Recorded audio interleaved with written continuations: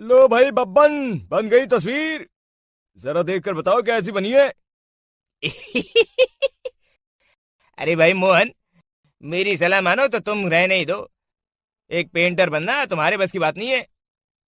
हाँ, तुमने सही कहा। मुझे भी कुछ ऐसा लगता है। खैर, आज शाम की गाड़ी से मैं शहर वापस जा रहा हूँ। कुछ जरूरी काम आ गया है। शहर से वापस आने के बाद तुमसे मिलता हूँ। मोहन अपने घर के दरवाजे पर ताला लगा देता है और वहां से चला जाता है। फिर उसी रात अचानक तेज हवाएं चलने लगती हैं। चारों तरफ डरावना माहौल बन जाता है। तभी मोहन की बनाई हुई पेंटिंग की वो औरत एक खतरनाक चुड़ैल में बदल जाती है और पेंटिंग से बाहर आ जाती है।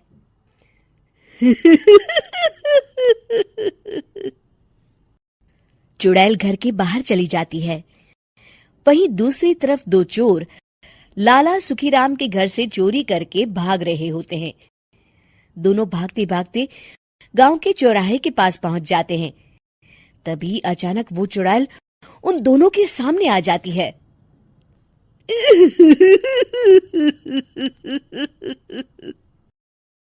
अरे मर गया रे!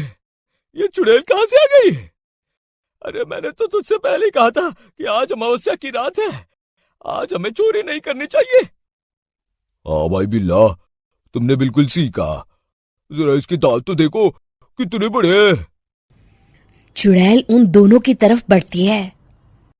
अरे चुड़ैल दीदी, तुम चाहो तो ये सारे पैसे और जेवर ले लो, लेकिन हम दोनों को कुछ मत करना।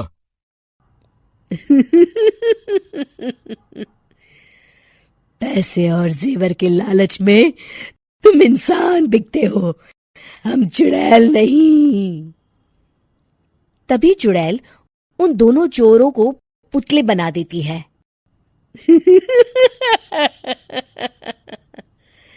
मैं किसी को नहीं छोड़ूंगी। अब कोई मुझसे नहीं बच सकता।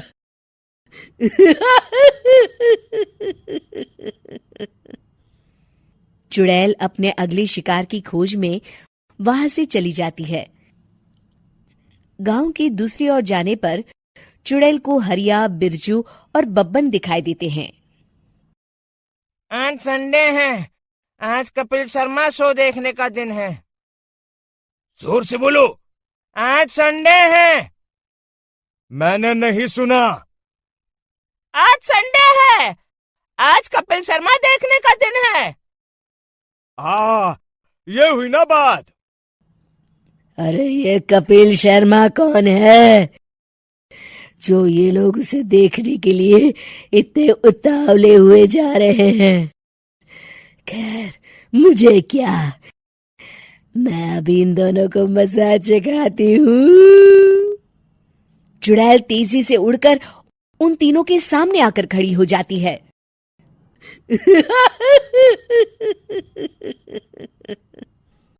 कपिल शर्मा शो बाद में देखना, पहले मुझे देख लो। बब्बन चुड़ैल को देखते ही पहचान जाता है। अरे ये तो तस्वीर वाली औरत के जैसी दिख रही है। मुझे अभी नहीं मरना है। अरे भागो रे! तीनों वहां से भाग खड़े होते हैं। बब्बन तो किसी तरह अपनी जान बचाकर वहां से भाग जाता है, लेकिन हरिया और बिरजू को चुड़ैल पकड़ लेती है और उन्हें पुतला बना देती है।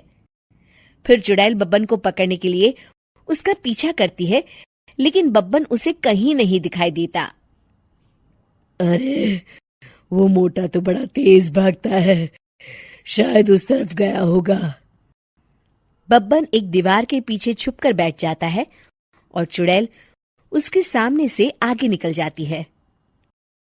बाल बाल बच गया। अगली सुबह बब्बन सभी गांव वालों को सारी बात बता देता है। फिर उस चुड़ैल के डर से रोज शाम होते ही पूरे गांव में सन्नाटा छा जाता था और कोई भी अपने घर के बाहर नहीं निकलता था। अरे ये क्या हो गया? इतनी देर से घूम रही हूं, अभी तक एक भी आदमी नहीं मिला। अरे कहां मर गए सबके सब? चुड़ैल वहां से चली जाती है। इस तरह कुछ दिन बीत जाते हैं। फिर एक दिन मोहन गांव वापस आता है। बब्बन उसे बताता है कि उसकी बनाई तस्वीर से एक चुड़ैल बाहर आ गई है। मोहन समझ जाता है कि ये कोई आम कागज नहीं है। वो जो भी उस कागज पर बनाएगा वो असलियत का रूप ले लेगा। अरे मोहन भाई, अब तुम क्या करने वाले हो?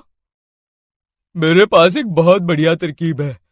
मैं इस कागज पर उस चुड़ैल की एक ऐसी तस्वीर बनाऊंगा जिसमें वो तपती धूप के नीचे खड़ी दिखाई देगी, और फिर जैसे ही सवेरा होगा वो चुड़ैल इस कागज से निकलकर बाहर चली जाएगी और सूरज की तेज धूप में जलकर राख हो जाएंगी। मोहन बिल्कुल वैसे ही तस्वीर बना देता है और जैसे ही सवेरा होता है वो चुड़ैल कागज से निकलकर बाहर धूप में चली जाती है और सूरज की गर्मी बर्दाश्त नहीं कर पाती और जलकर राख हो जाती है।